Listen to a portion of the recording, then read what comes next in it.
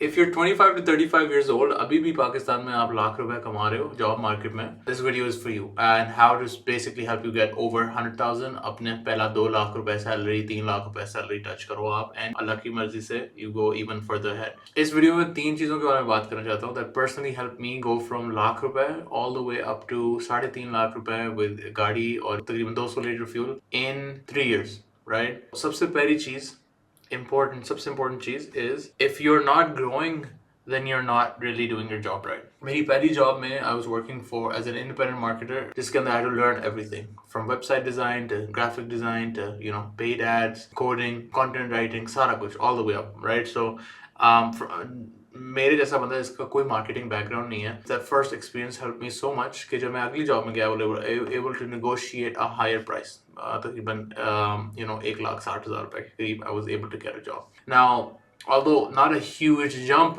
मेरे जो intrinsic skills थे वो बहुत ज़्यादा increase हो गए थे and उस job की particular demand was तकरीबन 1 लाख रुपए। So अल्लाह की तरफ से ही ये चीज़ थी, लेकिन the main thing is कि you never stop growing and evolving in a role। जो भी opportunity आपको मिले, कोई काम अगर आपको कोई दे रहा है, instead of questioning वो आपको क्यों दे रहा है या for saying कि ये मेरी responsibility नहीं है, you do the due diligence of learning this thing that because आपको रियलाइज होगा कि आप अपनी स्किल्स में ऐड कर रहे हो, मुनाफा कर रहे हो and you are then able to command higher prices। The second thing I'd like to talk about is it ties a little bit into this last point कि यार आप अपने अगर आप किसी टीम सेटिंग में काम कर रहे हो जहाँ पे हर किसी का अपना रिस्पॉन्सिबिलिटी है। फॉर एग्जाम्पल अगर मैं मार्केटिंग की एग्जाम्पल हूँ तो you got a performance marketer, आपके पास एक वेब डेवलपर होता है, आपके पास एक ग्राफिक डिजाइनर होता है, वीडियो एडिटर होता है। अब मेरी रिकमेंडेशन इज ऑलवेज कि अपने बबल में ना बैठे रहो, always go ahead and ask question. सबसे पूछो आपका क्या काम है, आप किस तरह करते हो, कैसे करते हो, सो दैट यू अंडरस्टैंड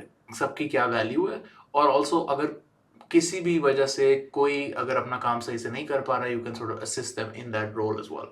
शुरू में ये चीज़ थोड़ी मुश्किल होती है बिकॉज आप किसी और का काम रोके हैं, उनसे बहुत ज़्यादा पूछते हो, लेकिन आपकी पर्सनैलिटी भी इस तरह की होनी चाहिए जिसके अंदर आप you ask these people these questions जिसकी वजह से आपका पर्सनल स्किल सेट भी बढ़े। आई थिंक दिस इज ये मैं इस पर बहुत ज़्यादा एम्फोसिस देना चाहूँगा बिकॉज ये चीज़ है जो बहुत ज़्यादा लोग नहीं करते। आप अपनी जॉब में बहुत ज़्यादा कंफर्टेबल रहते हो, जो चीज़ कर रहे होते हो, सैलरी पेचेक टू पेचेक आ रहा है, चाय कॉफ़ी मिल रही है हर दिन ऑफिस में, तो ज़िंदगी आराम में है। ये नहीं करना। जस्ट मेक श्योर कि आपके पास कोई भी अपॉर्चुनिटी आए, कोई भी आपका बॉस आकर कोई नया टास्क दे, कोई चीज़ कहे, always go above and beyond to take that and then make sure आप सबसे कोई ना कोई नई चीज़ जाकर सीख रहे हो। मैं अपनी एग्जांपल इस सेंस में इसलिए दे सकता हूँ क्योंकि graphic designing is not part of my job role, ना ही video editing is, but knowing these things helps me जो ग्राफिक डिज़ाइन टीम है उनको एक टेक्निकल लेवल पे इनपुट देना और जो वीडियो टीम है उनको टेक्निकल लेवल पे इनपुट देना, ब्रिंगिंग देम अप, और आपकी क्वालिटी और आउटपुट ज़्यादा इंक्रीज होती है और जो आपकी जो अपर मैनेजमेंट है वो आपको एक बहुत वैल्यूएबल एसेट की तरह लेती है। एक चीज़ नहीं करनी, मल्टीपल चीज़ें आप करो। Yes, be specialist in the one thing that you do ताकि कोई और आपकी डोमेन में ना आ सके, लेकिन इतने ना टाइट डाउन हो जाओ कि आप उसी चीज़ में फंसे हुए हो। This is how managers come out of these positions, right? अगर आपने मैनेजरियल रोल में इवेंचुअली जाना है, टीम को ओवरसी करना है, then you need to know कि एक टीम मेंबर क्या कर रहा है। And I think the third thing that's really help me सबसे ज्यादा is asking the right questions at the right times and making sure कि आप आउट ऑफ योर वे जाके काम पकड़ रहे हो, लोगों का बर्डन कम कर रहे हो, लोगों को हेल्प कर रहे हो। Long hours are very important जब आप स्पेशली कोशिश कर रहे हो, you want to climb up the ladder. इससे होता ये है कि आपके पास जब आप जॉब स्विच करते हो एक हायर लेवरेजिंग पावर आ जाती है जिसके अंदर you can apply to better jobs जहाँ पे आपको सैलरी पैकेजेस बेहतर मिलेंगे। कि मैं ये चीज़ें टच कर था, I pretty much touch everything, right? So then you also got the leveraging power with your current company जिसके अंदर आप उनको ये कह सकते हैं कि देखो I have got this other offer from this other company और वो मुझे ज़्यादा पे करने के लिए willing है। Is this something that you are willing to pay me? होता कई दफ़ा ऐसे है कि most employers don't really care, they let you go क्योंकि आप replaceable हो, आपका जो skill set है वो replaceable है, लेकिन जो चीज़ आपकी replaceable नहीं है वो आपकी personality है।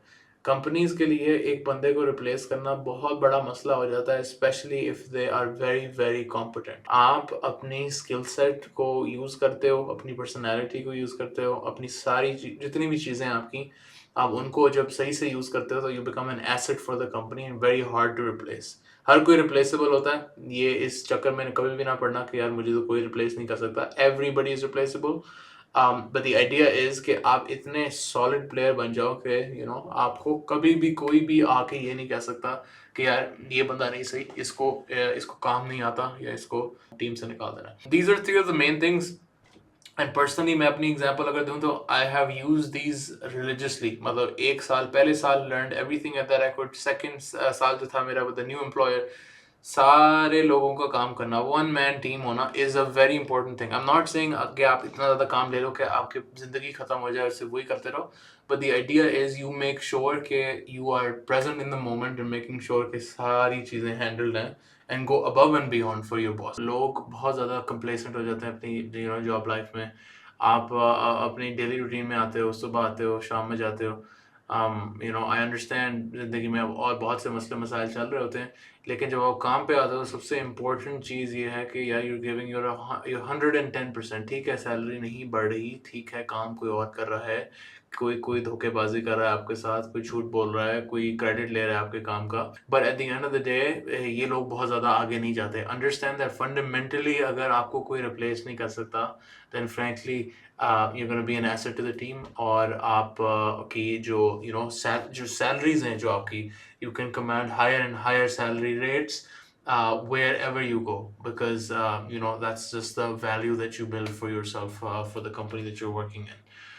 But yeah, that's the three tips that I have, or inshallah if you use them, you go really far।